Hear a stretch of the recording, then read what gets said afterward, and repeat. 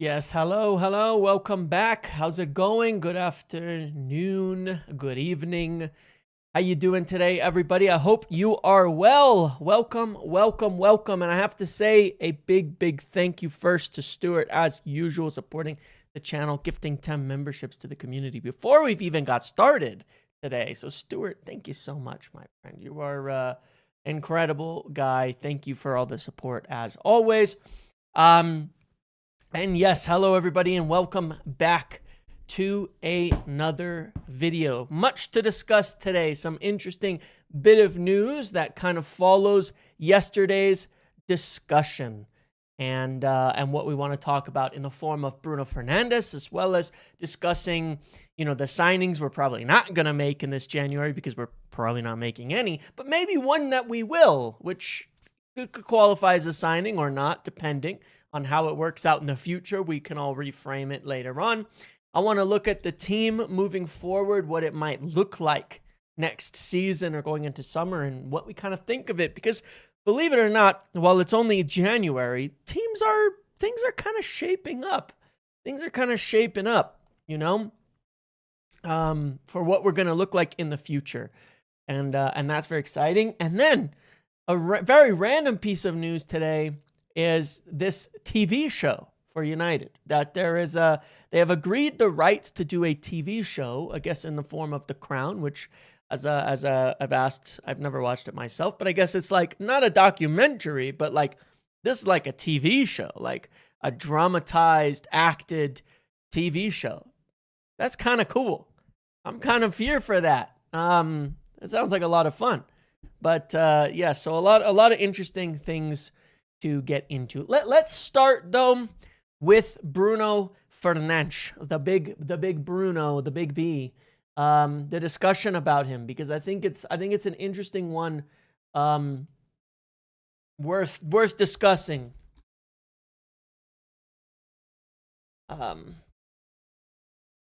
We were talking yesterday about this, and I was saying that tweet this out really quick. We were talking yesterday about this in the team, and I was saying, look, this is going to be like a pretty significant decision that has to be made this year. This year, there's a pretty significant decision that has to be made, and I was saying that the club kind of need to hear it, and they need to find out very soon what's going to happen there, and it's going to be a big subject of discussion for telling us what we're going to do this summer. So I want to get to that article as well, because I think it's a very interesting point, and I'm not sure what the right answer is. But thank you all for being here as well, and then let's get into it. Yes, thank you, Stuart, for supporting the good cause. Ramon, it's good to see you all. Iraqi, good to see everybody here. Shenanigans. Appreciate you all here. So this is what the article from our friend Rob Dawson, good guy. This is what the article from our good friend Rob Dawson says, and let's take a look at it. It says that Manchester United are planning talks with captain Bruno Fernandes about his future ahead of the World Cup, with the club bosses poised to tell the midfielder they want to keep him at least one more year.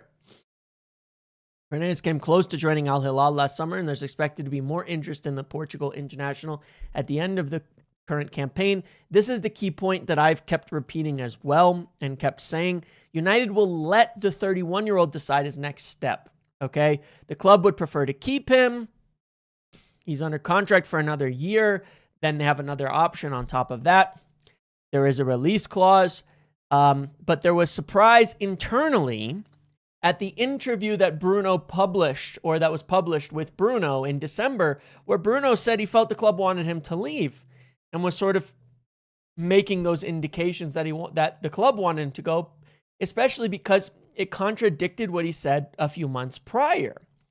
Now, again, point being here is that United will ask for an indication before the World Cup, because he said he will not make a decision until after. But United are saying, guys, like Bruno, we need to know before the World Cup. We can't wait until July to know if our captain number 10 guy is coming in or not, if we need to replace him. It's a tough market. We want to have our business prepared ahead of the World Cup, be ready to go. So Europe, Europa, Champions League. We kind of know our circumstances and know what we need to do. So good article. Good article. Some new things in there, some things we've been discussing in recent days, which is that, number one, the club are going to leave it up to Bruno. My feeling, personally, from the time when he did that interview in December, is that he wants to leave. That's my feeling. Or at least that he's leaning in that direction, is that he wants to leave. That's my personal read on the situation, you know, that based on his own comments, as well as some knowledge of things that have gone on within the club. That's my read on it, that it is his call, his feeling is, I probably want to leave. That was the indications I think he gave in that interview. He was kind of like playing it a little bit, hence the point of that article, saying it was contradicting prior points and things like that. But it's going to be up to him, and that's how United left it last summer, and that's how they'll leave it this summer. If he wants to go, he'll go. If he wants to stay, he'll stay, and they would be happy to keep him. And I think what United are doing right now is getting ahead of this a little bit on two fronts. And the first thing is saying they don't want the perception to be that they forced Bruno out, because I don't think that's true in the first place, for what it's worth. I thought that was a bit of an odd interview in general, because I don't think it was true necessarily, but I think that they really don't want it to be seen that they've pushed him out, right? That's for sure. They're very, very opposed to that concept, that idea that they're forcing Bruno out of the club. And that's not what they're doing either. I think they're comfortable in either situation. I think that they're just, you know, they want that to be very, very clear. On the other side of it, it is incredibly important that we know where we stand with Bruno, because you take the next manager. How do they feel about it too, right? Now, we know we want this club-led recruitment model, so maybe it's not all about the manager deciding whether Bruno should stay or go, but certainly you're going to need to know, the next manager coming in is going to need to know, do I have Bruno Fernandes or not? Because we've talked a lot about this in recent days. The midfield setup, how they're going to organize their team, how they want to play. A lot of that is going to be different from manager to manager, and especially whether United have Bruno or not. So the two biggest things here are, one, does Bruno want to stay or does he want to go? My understanding of it has been, I would say he is leaning towards it, and some other people I've spoken with have felt the same, but that's just where I would say at the moment. You know, how does the rest of the season go? Not sure. United could get into Champions League. Does that mean Bruno's going to want to stay? It could well be. It could well be that they get Champions League, Bruno wants to stay, he's good, and that's it. It could be the case. We don't really know. It's hard to it's hard to predict that in general. It's definitely an unknown, but certainly, yeah. I mean, it's a serious question. It's a serious question. If it's one more year, does he not leave for free then? Well, that's the issue as well, right? Because this is the other kind of consideration. Steak dinner if we get Champions League. You're right, Ramon. I appreciate that.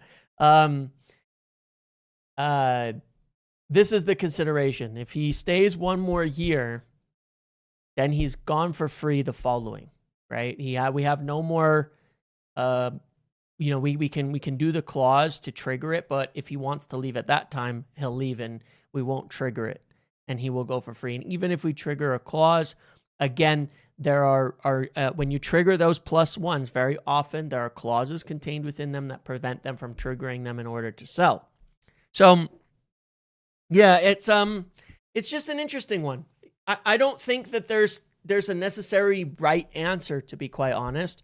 I think that as I've said before, Bruno's an incredible player. We do have to think about life after him for a few reasons. We do. We just do have to think about that.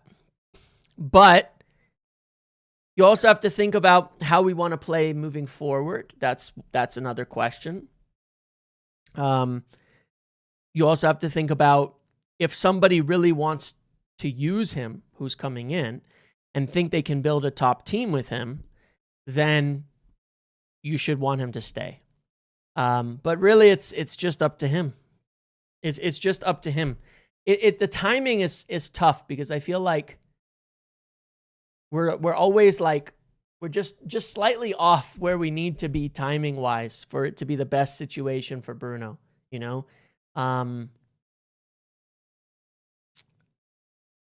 don't know. I don't know we don't have the right answers here. Like I did this poll here, so you guys have got 53% 1 more year, 39% cash in the summer. I think we need to see what happens over the rest of the season, April, May, and decide. Because if we're not getting Champions League, I think we really have to commit to the rebuild. You know what I mean? Cash in everything we can with older players. Casemiro, Maguire, Bruno, go. Get as much, Højlund, Rashford, we get as much money as possible in so we can go spend 200, 300, 400 million. You know what I mean? And put ourselves in a situation where we can spend a lot of money to fully finish and rebuild this team. If we get Champions League, obviously we have money. And obviously I think, and this is part of the circumstance they want to see. If we're getting Champions League, you want to keep Bruno. You want to have him. I guess part of the question here and why it's always so complicated to discuss Bruno Fernandes in general is that can Bruno exist at this club? Because it's not just about the money. Can Bruno exist at this club without being the main guy? That's a question that none of us really have the answer to.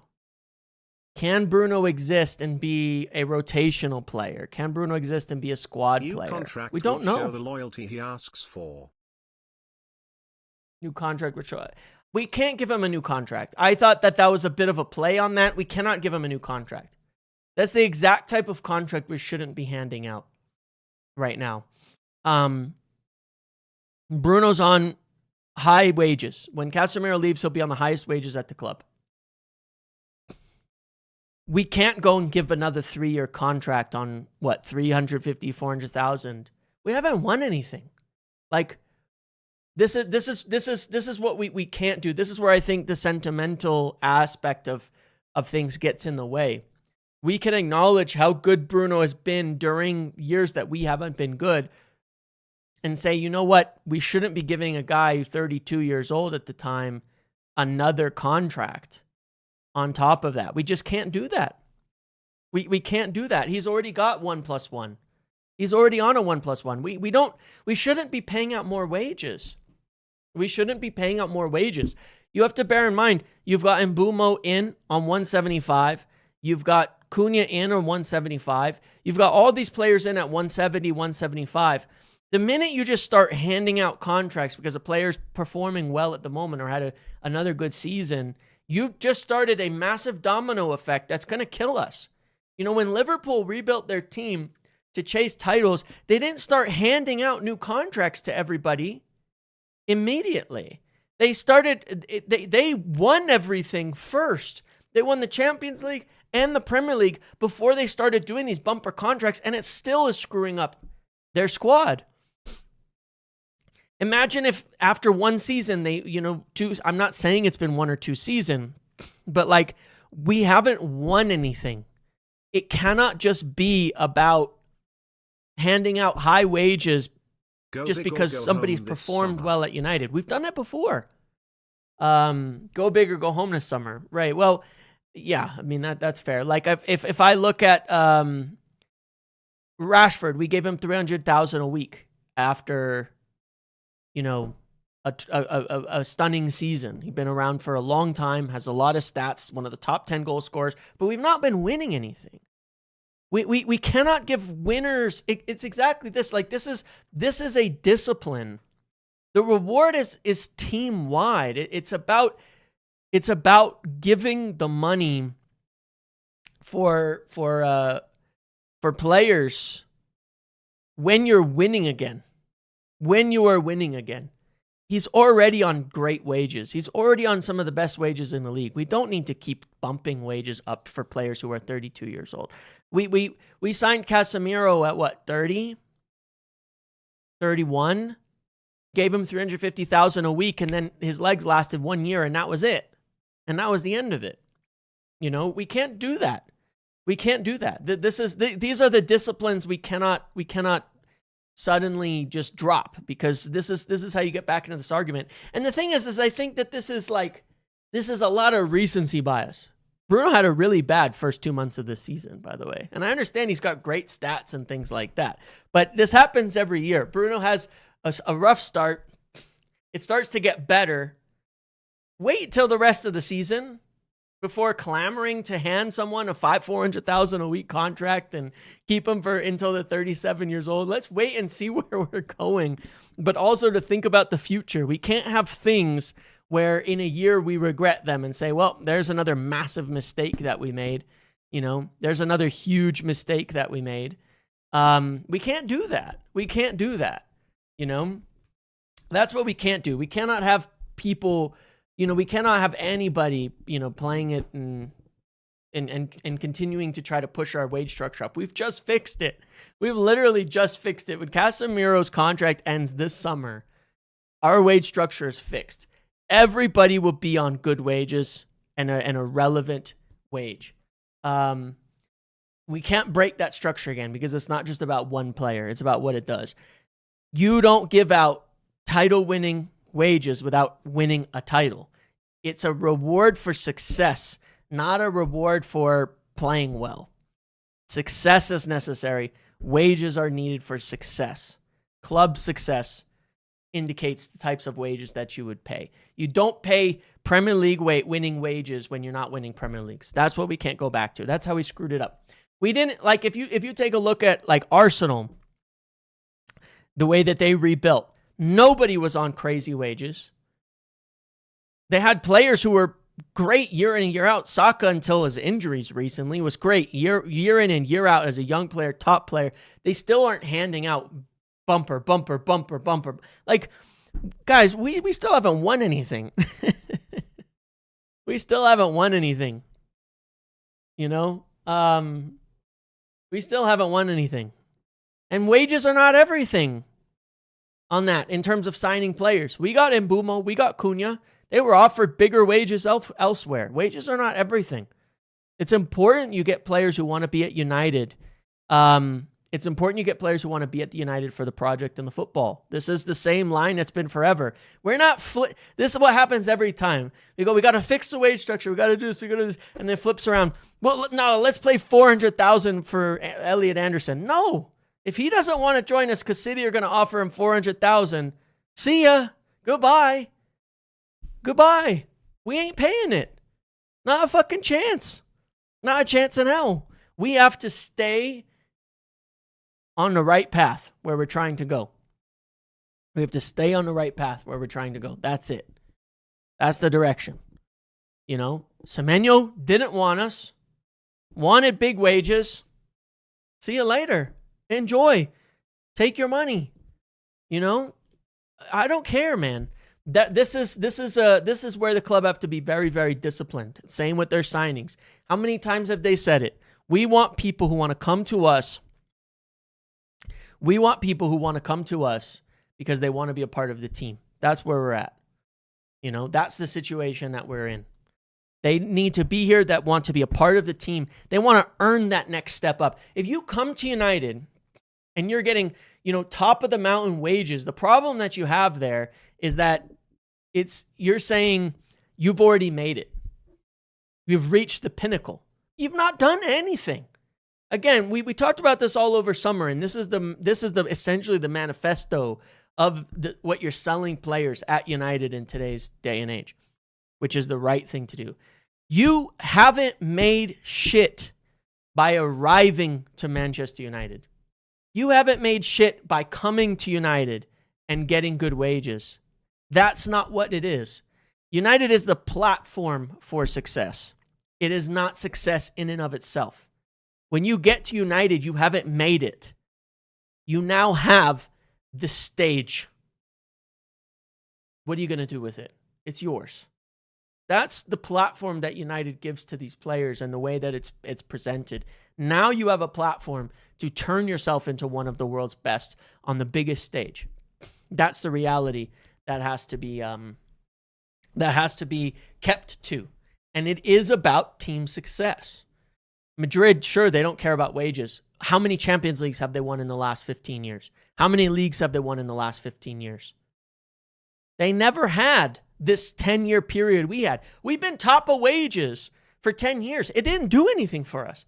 We were the highest wage team in England for 10 years. What did we win? Nothing.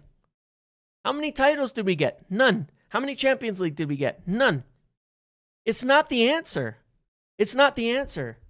It's a road to ruin. You have to rebuild the team properly.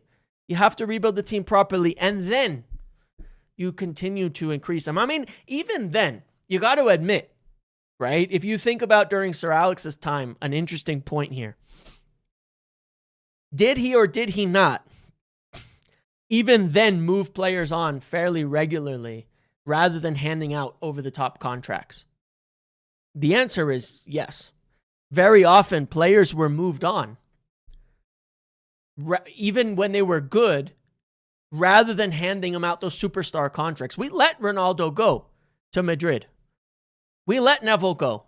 Beckham go. I got Neville and Beckham and all these guys on the brain right now. We let him go.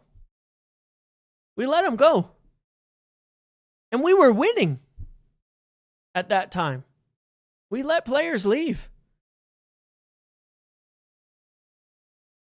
You know, it's just the right way to do it. We have to remain disciplined on this front for anybody, for people that we sign, for anyone. We have to remain disciplined and pay good wages, but the team success is what's going to result in better wages, nothing else. Yeah, that's the reality of it. That's the reality of it. We can't act like we've suddenly made it, you know? We can't act like we've suddenly made it because we haven't. We won like this is the craziest. No, I'm sorry, but this is the craziest overreaction to one game. We beat City one game, guys. One game. And then they lost to Bodo Glimt 3-1 a few days later. We don't need to sit here start saying, well, now, guys, it's all good. We can afford to go pay $400,000 a week to players and offer the biggest wages possible. No, we can't. We don't have the financials. We don't have the financials, and we don't have the success to start doing that yet. You know, we don't. There's been such a crazy overreaction. It's what I was afraid of to one game. The idea that suddenly everything's great.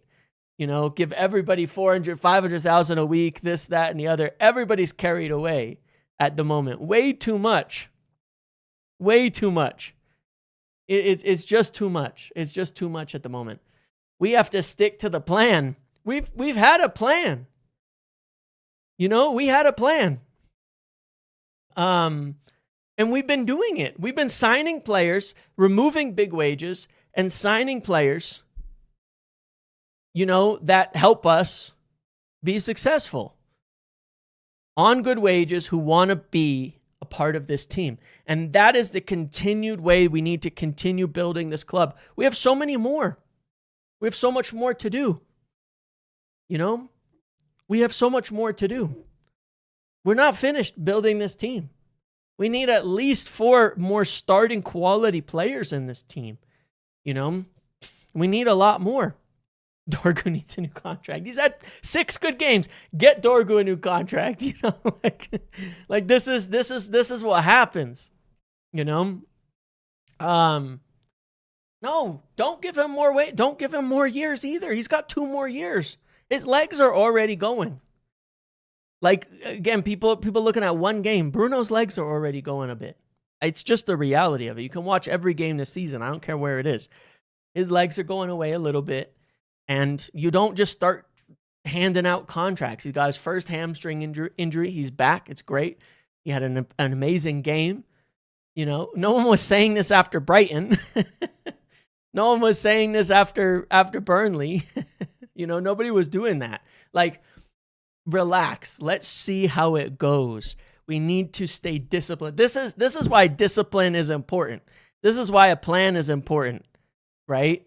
Because you don't fall into the realm of massive overreaction and going into this realm of like crazy over the top overreaction to something. You know what I mean? You know, him and Casemiro played in the midfield in the Europa League final last year against Spurs and lost us the game. That's why we're not in Champions League. So I'm not buying the idea that like everybody's suddenly deserving to give out huge wages. There's been opportunities. We played in a Europa League final twice. We played in 2 Europa League finals. You know, we've had opportunities. Everybody, players in this team, including Bruno, have had opportunities to win in big games and make something happen and earn something greater than that. It's not like we just say, oh, Bruno's a victim of all the circumstances and he deserves to be the best played player in the world. That would be a ridiculous statement. He's had opportunities as well.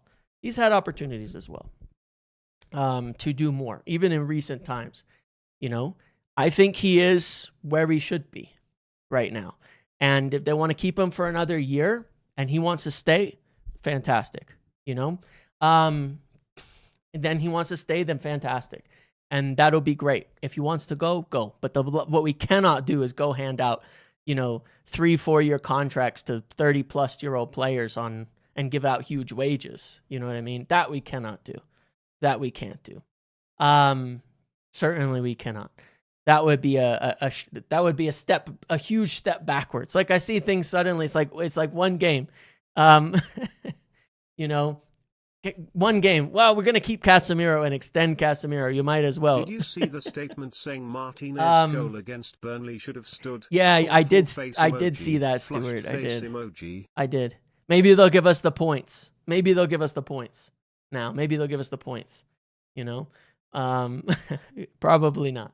But look, it's like it's just we've seen it. We've seen a lot of games.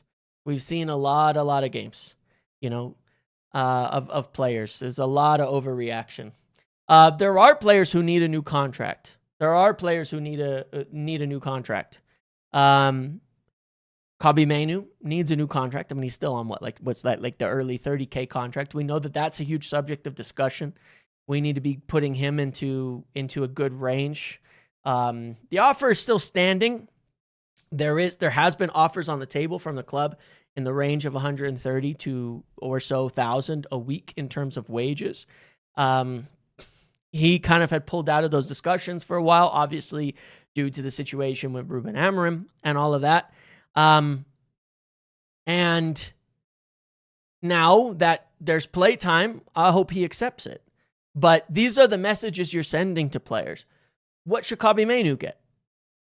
If Kobbie Mainoo is a starter the rest of the season and you go and you hand Bruno another contract, more money, you think it doesn't have a trickle-down effect on these things? Because it does. It absolutely does. It very, very, very much does have a trickle-down effect on the rest of the club as a whole.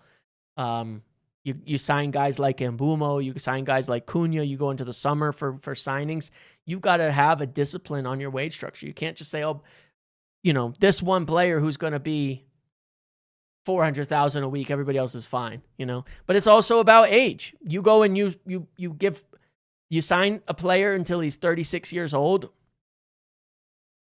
You could end up with multiple years regretting that. We did that in the past on a number of occasions.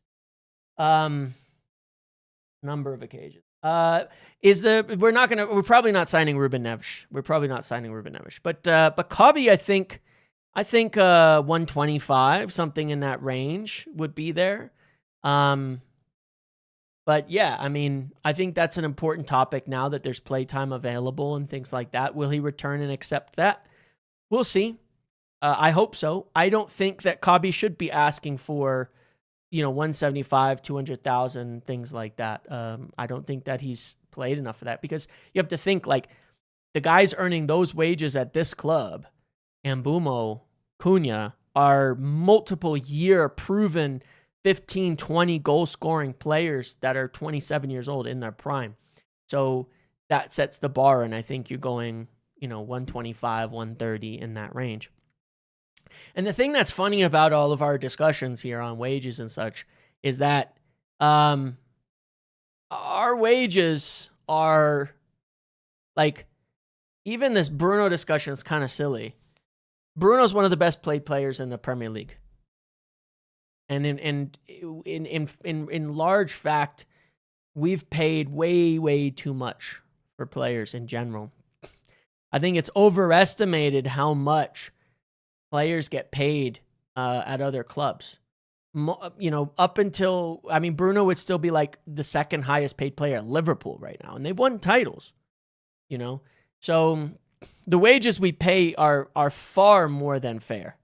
Far, far more than fair at the moment with the restructure. They were absurd for a while. They were just unbelievable for a long time what we were paying. The wages we have are quite fair. Once we redo everything and finish, we'll probably end up about third in the league in terms of wages, and I think that's a very, very fair number for everybody. But yeah, the Kobe Mainoo contract will certainly come into focus again. But look, with regards to Bruno,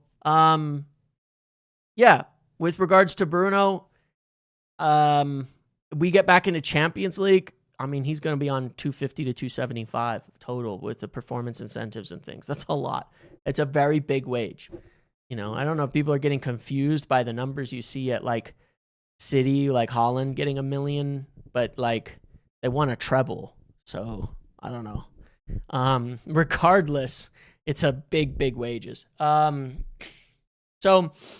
in there, it's Bruno. It's his choice. We'll leave him with it. I don't think we'll be extending his contract. I think we've got the year plus one. We already gave him a new contract 2 summers ago.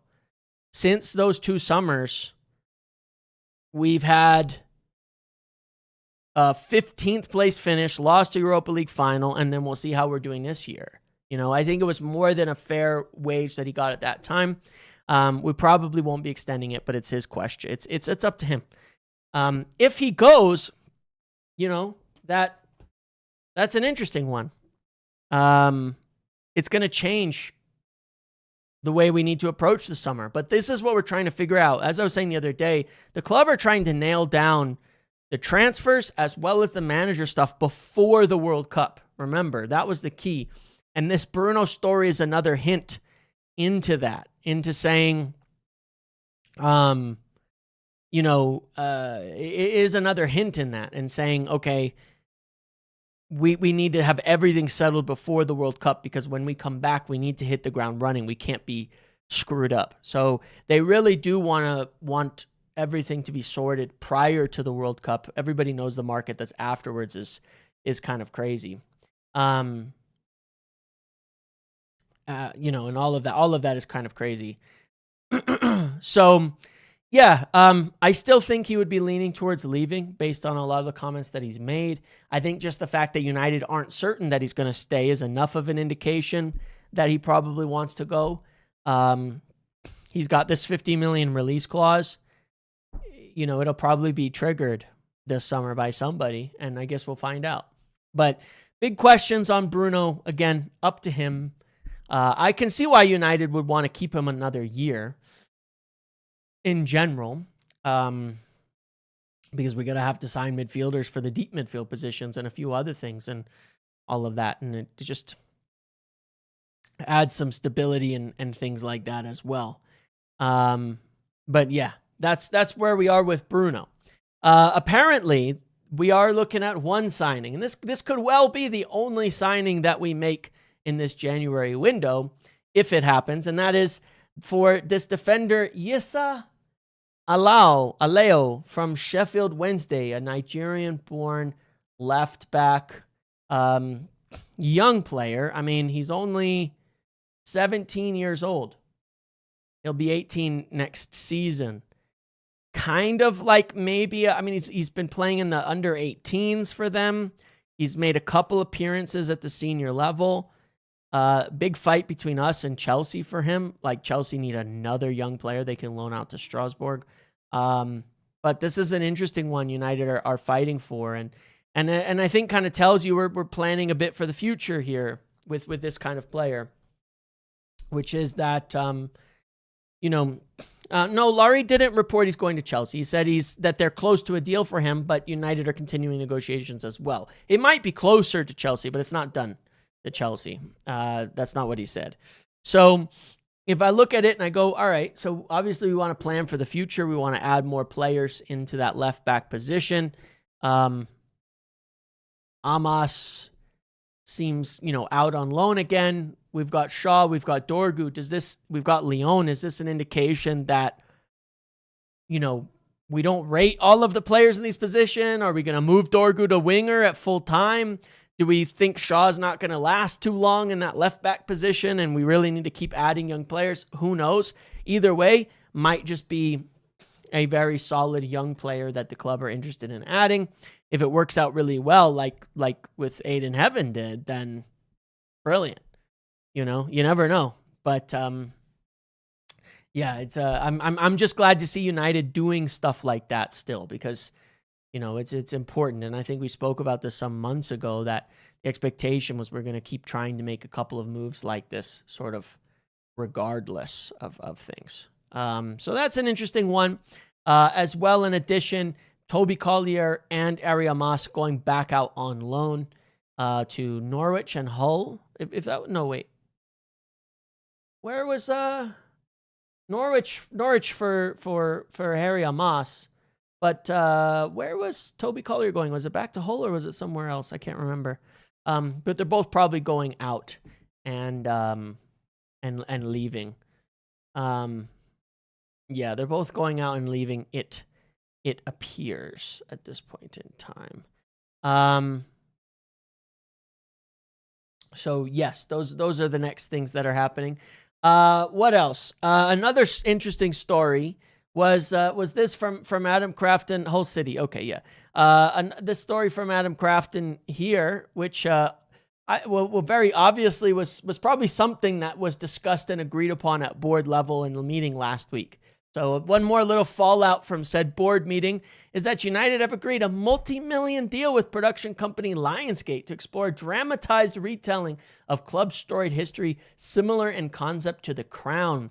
Line of Duty creator Jed Mercurio involved in talks. So this is interesting. I mean, it's a unique story. It's a cool story. Obviously, we know that United turned down doing the documentary thing a bit ago, and there's been some other discussions and things like that. But this is an interesting one. Clearly, something that was approved in the board meeting last week for United to do, and obviously not just that, but money raising things are good. Money raising things are important for United right now, especially. So yeah, I think that's kind of cool. I mean, obviously we're not going to really hear much about it for quite a long time because these things take ages, but it's a cool concept, and it would be awesome to see like a very, very cool storytelling thing with actors and things like that about our history. I like the idea of it, but I think it would be fun. But yeah, so that's an interesting story as well. There's obviously at the moment concerns about INEOS's financial picture. There's more stories and things like that. You get different answers talking to different people about this. INEOS are certainly, as a business, in, things aren't going that great at the moment due to a lot of regulatory changes, including things like, the tariffs from my country and all of that coming in, and it's hurting them a little bit at the moment. And I think that the takeaway from it, just for what it's worth, because these things can be totally misunderstood, is that, one, it's obviously not likely, it hasn't been for some time, that INEOS are going to stump up, $1.5 billion for the stadium themselves or something like that, right? But it's certainly less likely right now because they simply don't have that cash available to do something like that. Now, does Sir Jim, his partners as individuals, have that kind of money in their wealth? Probably, but very rarely do you see them people going and just putting $1.5 billion of their own money into something. Also, it would take a willingness of the Glazers to sell more and things like that. But the reality is that we need to have a very measured understanding of what this means, and that's why I wanted to cover it. Number one, are you going to see takes? INEOS struggling for finances, that's why we're not buying players in January? Bullshit. It has nothing to do with it. The club strategy itself has virtually nothing to do with INEOS and their finances at this stage. That's why they've done things the way that they've done them, to make the club self-sufficient, self-sustaining. And it probably is at this point. If we look at the financials, and we'll get more financials in a few weeks, I believe, for the second quarter, the club is self-sustaining. Its books are more balanced now. We get back into Champions League. The club can fund its own transfers, its own business, its own everything, all of that. So it was always intended to be that way anyway. Okay? It was always intended to be that way anyway. So nothing in the short term about the club has anything to do with INEOS finances. Just to be very, very clear, because people will present it another way and confuse the situation. All it means is that, of course, at the moment, it's sort of unlikely that they can go dump a bunch more money into the club, but that's not necessarily that likely anyway, considering, the Glazers have not necessarily agreed to sell. But what it may mean in terms of things like this investor coming in is that this is a part of why they've been looking into this for a while, of having potential partners or sponsors or things like that to come forward. There are different models for how they might raise funds. One of the ways that the funds could be raised for the stadium with a partner without giving up ownership is the revenue share model, where they fund a chunk of the stadium and you're giving them a share of ticket sales for X number of years, until like a certain cap, or infinitely over, or for 100 years over, 5% of ticket sales or something. These are types of deals that happen, and these are the types of things that can occur. That might be one of the ways that this gets discussed. And those are some of the things that could happen. Now, could INEOS's whole model turn around and change and all that? Who knows? But yeah, realistically, right now, it would be unexpected for INEOS to be able to stump up the money to go and do a whole buyout or something, which isn't really going to be happening anyway anytime right at the moment. It does complicate things a little bit because, of course, we would hope their financials would get better, give them more flexibility in things to do. Do I still think that there could be further investment into the club as a part of the stadium in ownership? Absolutely, I do. But it certainly adds an extra layer of complication to the whole thing. So, yeah, if we take a look at it, just to reiterate a few information pieces, because I do want to, that's outside of opinions and all of that, I do want to discuss, cover what we just covered in terms of information. Number one, United's intention is to remain disciplined on these contracts. When they're signing players this summer, when they're looking at new player wages, when they're looking at current player contracts, they're not going to just suddenly start throwing sentiment into the equation, throwing caution to the wind, handing out bigger extended contracts and things like that to players. They're not going to want Casemiro to stay on his wages. Still no talks over him staying longer. They don't want Maguire to stay on his wages. There's still no talks for him staying longer yet. They're still on Bruno. They're still not intending to extend his contracts into 35, 36 years old. They want to be smart about that, but they also really want to know what his intentions are, and that's a part of the discussion too. Kobbie Mainoo, they still want to do a new deal for Kobbie Mainoo, but again, it's still going to be about the same wages they were offering before. This whole situation hasn't changed any of that. And it still needs Kobbie Mainoo to come to the table, because just separating all else aside, the contract was there for Kobbie Mainoo to sign last season when he was playing more. Didn't sign it at that time. We'll see if it's revisited at this point in time, but they're not suddenly going to hand him a much increased wage or something like that. But hopefully, they can work this all out. And then, yeah. Still want your opinion or no comment from Ruben. You mean on Ruben not saying anything after leaving? I'll be honest with you. I didn't think anything of it, just because I don't know. I don't think of these kinds of things. I don't think Ten Hag did. Did Ten Hag did a statement? I don't remember. If he did, I wish he hadn't. I never wanted to hear from that guy again. You know what I mean? Obviously, Ollie did his thing as a legend of the club, which is very understandable. I don't remember. I'll be honest. Outside of Ollie's, I don't remember anything any manager did after they left United. Like if they did statements, if they did anything. I don't remember any of it. I know that Ruben had some of his staff do some things, but I don't particularly care. I'll be honest. I don't particularly care. It doesn't really mean anything to me. It's history. You know what I mean? They're not coming back.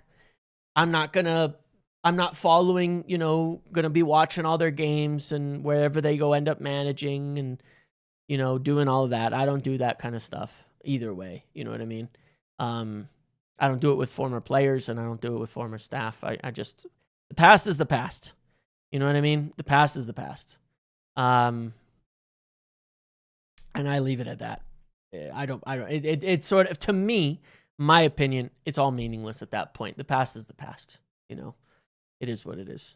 Yeah, it's over. Yeah, it would just be PR and you would just, I could see that too. People just, how are they going to react to it? Who knows? Doesn't matter. Yeah, to me, it is somewhat meaningless in that respect. I'm not a big PR guy anyways. You know what I'm saying? I don't really care for the PR. I don't really care. I got to be honest, man. Whether it's a manager I like or dislike, I stop watching their press conferences. I stopped doing all of that after a week. And the reason for it is that what happens with things like press conferences and statements, right? Take Ruben Amorim's all his press conferences and things like that. If you didn't like him, no matter what he said, you're going to rip it apart. And if you liked him, no matter what he said, you're going to see it.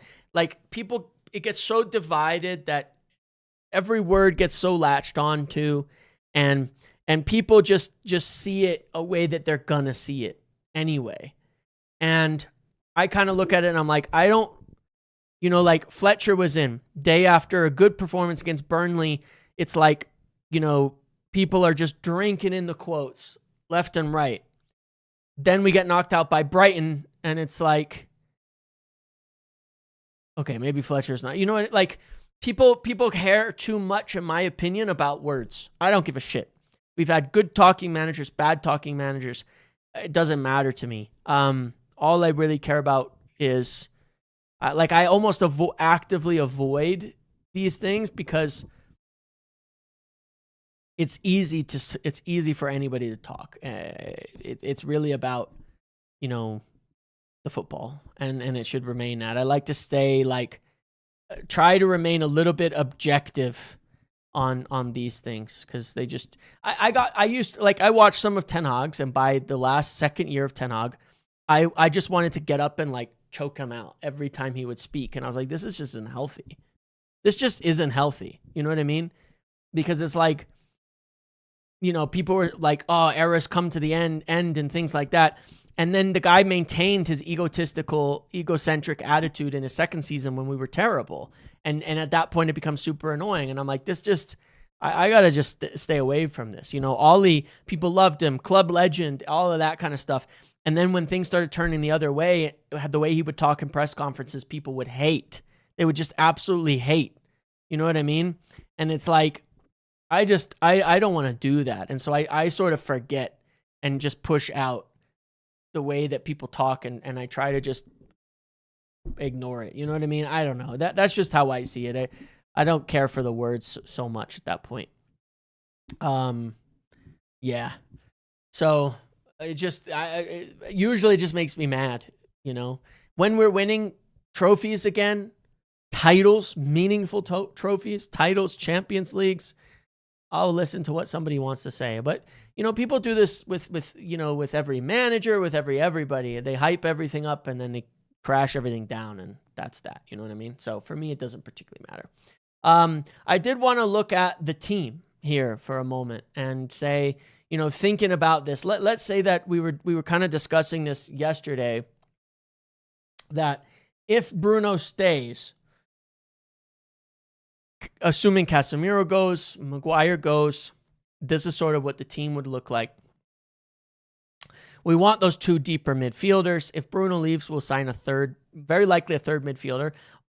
Alternatively, it's quite possible that if Bruno were to leave, we would just spend more on a winger and move, you know, between Cunha and Mount, have them do that job deeper. But if we were to look at like the ideal, if we get Champions League, just re-looking at this plan, and I want your guys' thoughts. How good is this team?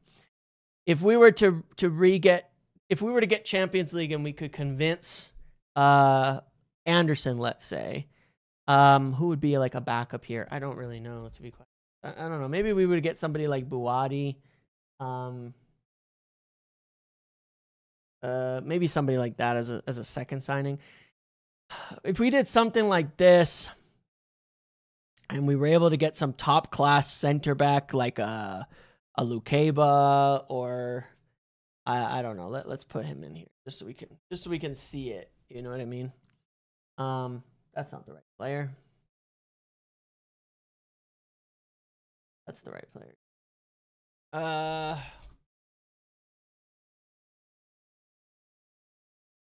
And then I'm not saying those would be like the only signings, but like I kind of look at it and go, if we get Champions League and Bruno stays, what do you guys think of a team like this? You know, where you've got a lot of flexibility up front, and Mbumo obviously can play on the right, Šeško can start, Cunha can move into multiple positions. You probably sign one more winger of some sort into the team. You sign a center back, you sign a couple midfielders. What do you guys think of this team? Like,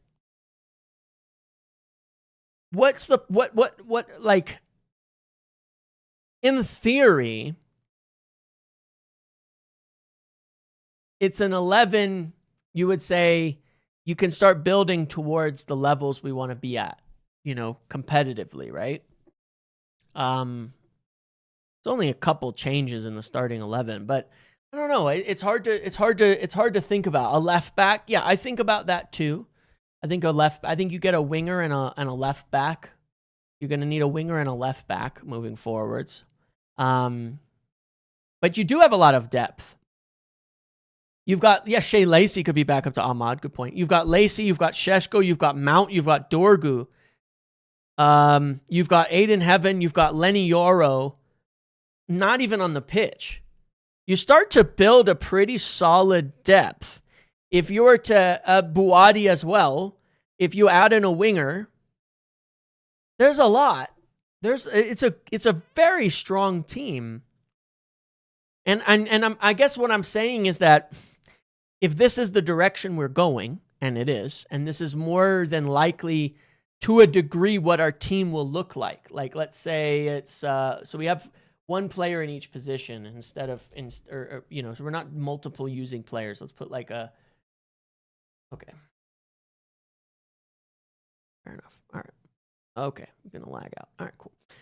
Let's say you were to put like a Diomande type of winger in here. So you've got Diomande.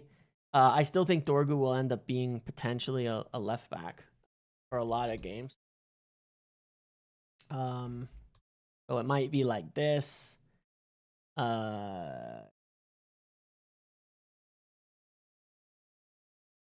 really just does not want to give me Lacey. All right, won't let me save it either. All right, but let's say you did it was something like this. I think you start to look at it and go, it's pretty good. Like, this is the direction we're going. You know what I mean? This is a direction that we're going as a team.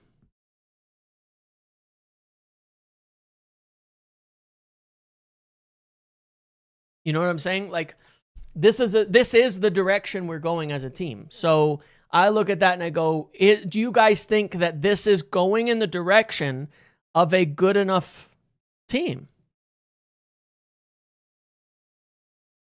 That's the question. Is it good enough? I look at it and I go, all right, I think it's a front unit. If we've got Mbumo, Sheshko, Ahmad, Lacey, Mount, Cunha, and a winger, I think that's fantastic. I think that's one of the best attacking units around. I've said that for some time. I think that's immensely talented and a really, really strong core. If you go in the midfield and you've got Anderson or Baleba and Mainu and another good young player in Buwadi and another good player arriving we don't know much about in Orozco and youth, it doesn't matter to me what you have in the backup six at the moment there, because you've got enough between like Buwadi, Mainu, Anderson, and guys like Orozco that we'll see what happens there. Are we going in the right direction? At the very least, this is a very good team. My biggest concerns are the defense. Obviously we've built front. We would have an elite front unit. I would say we're getting to an elite midfield, a potentially elite midfield, in terms of starting quality and things like that. The back line is tricky because, like, I think Mazraoui can be a very good right back, but he's not an amazing attacker. Fine. So you need that very much attacking left back, which I think Dorgu can do. It's not elite yet, but it is very good. It's got good players in there. It's got a lot of potential. Dorgu, Heaven, Yoro, a lot of potential. I do think we need, like, I put Lukeba in there, but I'm just saying, like, I think we need some like I think the front group and midfield has potential to be as good as we need and still improving. Anderson, Mainu, Baleba, whoever it is, these are all players that are going to get better over the years. I think what we're still going to be missing next season, that's going to show up more than anything, is like that big, elite, physical, fuck off type center backs that deal with the best forwards in the game when you're not sat defending your own box but in the open field. Would you guys agree? Like this is what we're most likely to resolve this summer, is adding another forward of some sort and fixing the midfield. We're going to resolve that. Be it Anderson, be it Baleba. If we get Champions League, I think we can get Anderson. If we don't, maybe it's Baleba. We're going to fix that. Would you guys agree that, like, that elite level center back to deal with in open play and all of that would be the difference? I think that is what we're missing. I think what we need is essentially like Varane. I think that's what we're missing, is like a Varane, right? Tall, fast, physical, great on the ball. We need a Varane, Rafael Varane level player in that back line. I think that is what we are missing. I look at what Varane was doing when he was healthy and fit. That's what we're missing still in that back line. It was a good idea, Varane. The rest of everything wasn't sorted at the right time, but that is what we were missing was Rafael Varane. That's what we need. Yeah, like Rio. But that's what we were getting in Varane. We need that again. We still need it. Varane is gone, but we're still missing that. And I think that's a problem we have. When we play up the pitch, when we play aggressive attacking football, we still don't have that guy. Not too many of those. Yeah, but you look at like Arsenal, they've got Saliba and Gabriel. We don't have anybody that quality who have those physical profiles. We don't have anybody. We don't have anybody who is as mobile and physically dominant as those guys right now. Lenny could be. He's not there yet. And I think we need a more experienced player with similar attributes to help. I've seen Van de Ven, and a lot of people suggest Van de Ven because at least from a physical profile, he matches it, right?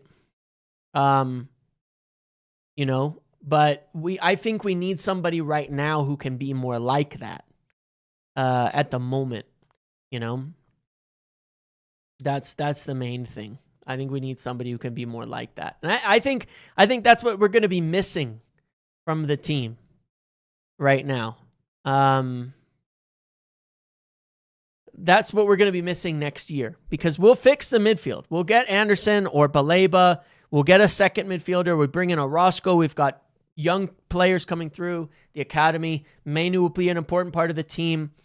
We've got so many attacking midfielders between Cunha, Bruno, Mount. I'm not worried about any of that. But even at fullback, I think Mazraoui's tops, especially if he's going to slide into a back three and build up as that right. It's perfect for him. Right back, sliding back the way that he does. I think Dorgu has serious potential to be a very good attacking fullback. Because getting this experience at winger. And I don't think Shaw's a slouch either. But I think that at center back, we've got really good box defenders and we don't have good open space defenders. And it's going to cost us as we start to be more progressive. I think we'll even see it in the next game, unfortunately. Between Arsenal and Fulham, that weakness will show up again. Because it's not gone. We haven't fixed it. And that's my biggest concern and why I still think why we still need a center back. Because we've got quantity to a degree, but we're still missing that thing, that X factor center back. We still haven't nailed it yet.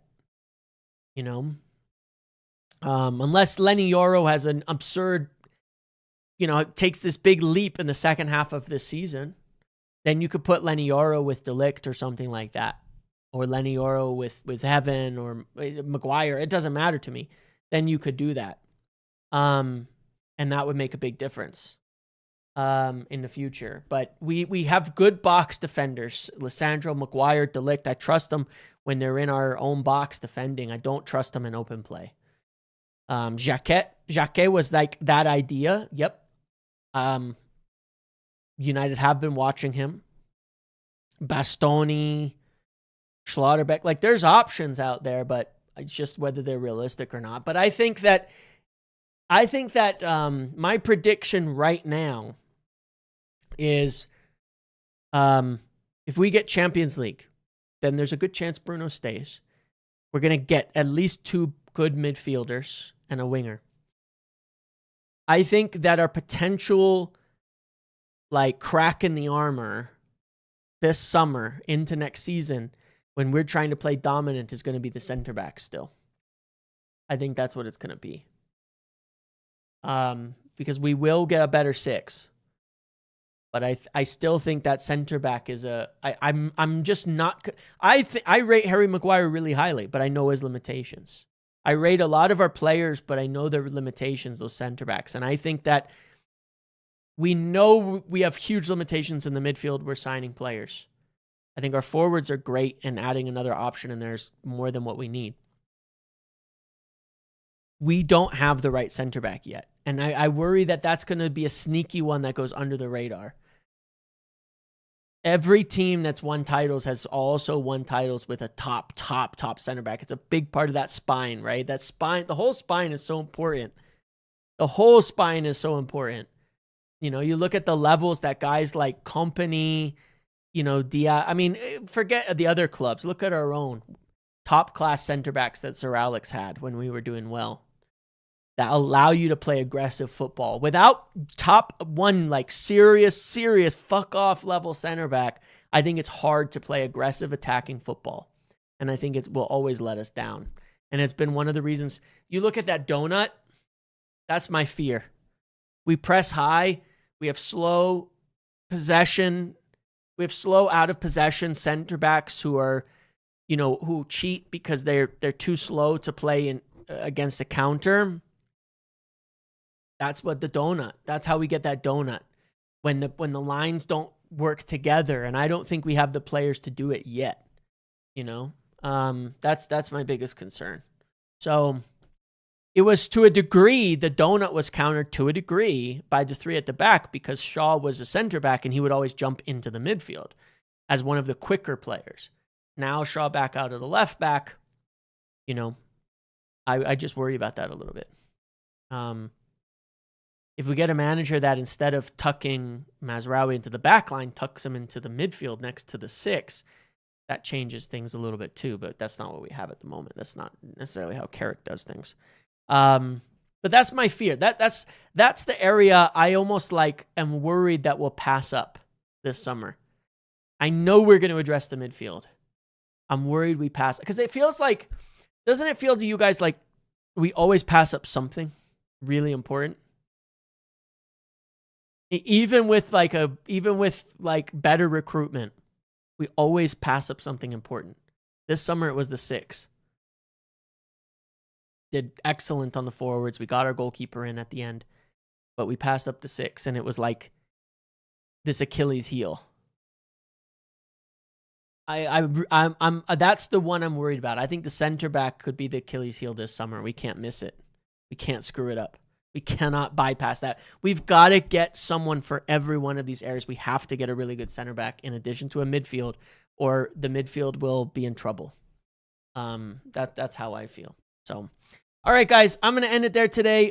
Go enjoy the rest of the games today, the Champions Leagues today, all of that. I think that about covers it. We'll keep an eye on this Bruno situation. Up to him. I think at the moment I would lean towards he could potentially be leaving, but let's see what happens in the next few weeks to months. We'll see if we can get this young left back in the door. We're unlikely to be signing. We're not going to sign Neves, Loftus-Cheeks, or Ndidi. There were still no names that we're hearing that are realistic at this point in time. So till then, we'll just see. And yeah, that's it. Okay. Enjoy the rest of your day. Enjoy the game. See you all later. Let's see what tomorrow brings us, and then we'll be almost to the Arsenal game. All right, everybody. Have a good one. Goodbye.